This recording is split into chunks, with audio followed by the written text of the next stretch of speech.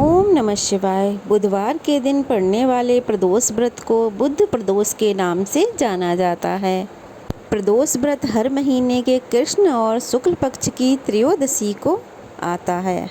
त्रयोदशी तिथि भोलेनाथ को अत्यंत प्रिय होती है।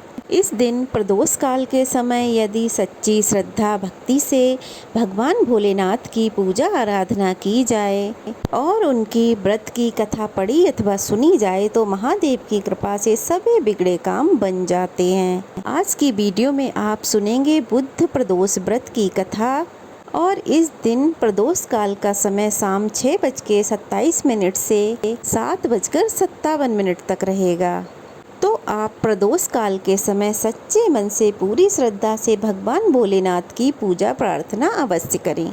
बुध प्रदोष व्रत की कथा के अनुसार एक बार एक पुरुष का नया विवाह हुआ था। विवाह के बाद कुछ दिनों के लिए उसकी पत्नी अपने मायके चली गई थी। फिर कुछ दिन बीतने के बाद उसका पति उसको लेने उसके मायके गया और बुधवार को ही अपनी पत्नी को लेकर वापस लौटने लगा। तब ससुराल वालों ने उसे रोकते हुए कहा कि विदाई करने के लिए बुधवार का दिन शुभ नहीं होता, लेकिन उसने किसी की भी बात नहीं मानी और अपनी पत्नी को लेकर बैलगाड़ी में बैठकर चल पड़ा।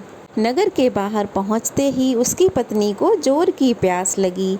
तब बैलगाड़ी को रुकवाकर वह अपनी पत्नी के लिए पानी के खोज में निकल गया और उसकी पत्नी एक पेड़ की छांव में बैठ गई।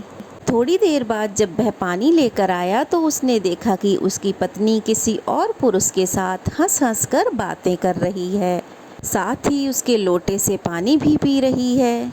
यह देखकर उस पुरुष को क्रोध आ गया, लेकिन जैसे ही वह अपनी पत्नी के निकट पहुंचा तो उसके आश्चर्य का कोई ठिकाना नहीं रहा, क्योंकि उसकी पत्नी जिस पराये पुरुष के साथ बातें कर रही थी वो देखने में बिल्कुल उसी की तरह था।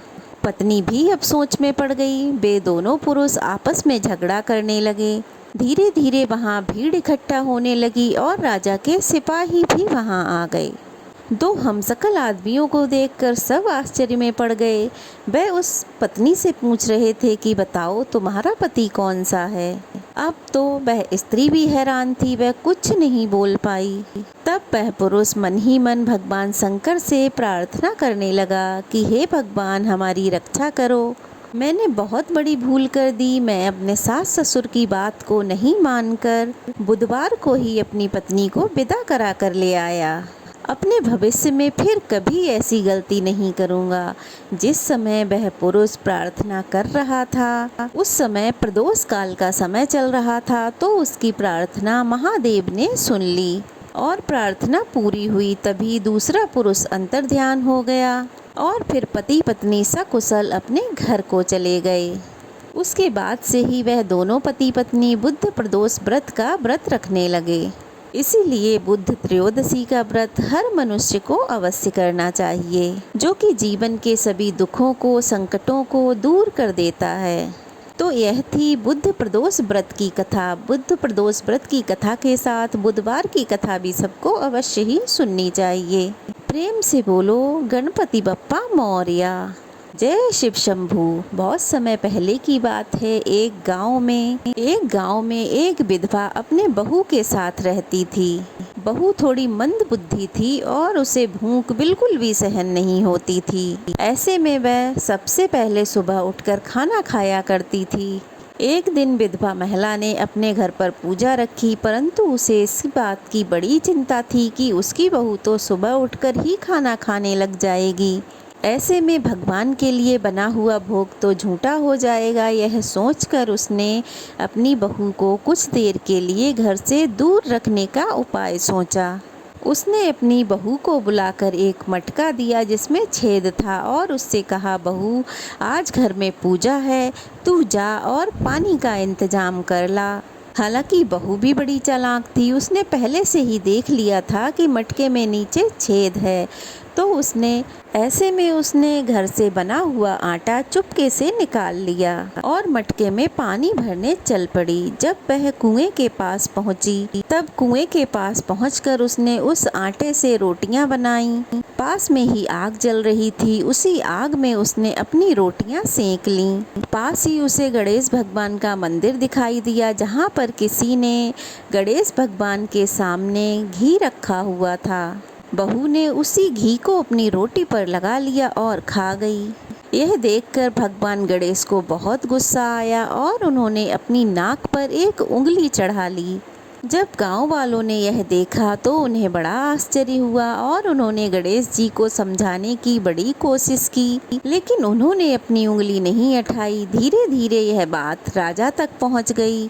फिर पंडित और ज्योतिषों को बुलाया गया और बहुत पूजा पाठ किया गया, परंतु फिर भी भगवान ने अपनी नाक से उंगली नहीं उठाई। तब राजा ने यह ऐलान किया, जो भी भगवान गणेश को उनकी नाक से उंगली हटाने के लिए मना लेगा, उसे 5 गांव इनाम के तौर पर दिए जाएंगे।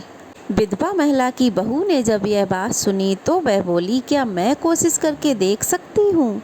उसकी बात सुनकर वहाँ पर एकत्रित हुए सभी लोग हंसने लगे, क्योंकि अब तक लाख प्रयास करने के बावजूद भी भगवान गणेश का क्रोध कम नहीं हुआ था। सब लोगों ने सोचा, सब लोग तो प्रयास कर ही चुके हैं, तो क्यों ना एक बार यह भी प्रयास करके देख ले। अनुमति मिलते ही बहू ने सबके सामने एक शर्त रख दी कि मेरे घर से मंदिर तक एक पर्दा बांध दिया जाए और कोई भी हमें ना देखे। लोगों ने ऐसा ही किया। इसके बाद बहू ने अपने कपड़े में से एक मोगरी छुपाई और मंदिर पहुंच गई। वहां जाकर उसने भगवान गणेश को चेतावनी दी कि प्रभु, यह उंगली हटा लो, नहीं तो मैं एक मोगरी मार कर तुम्हारे टुकड़े टुकड़े कर दूंगी।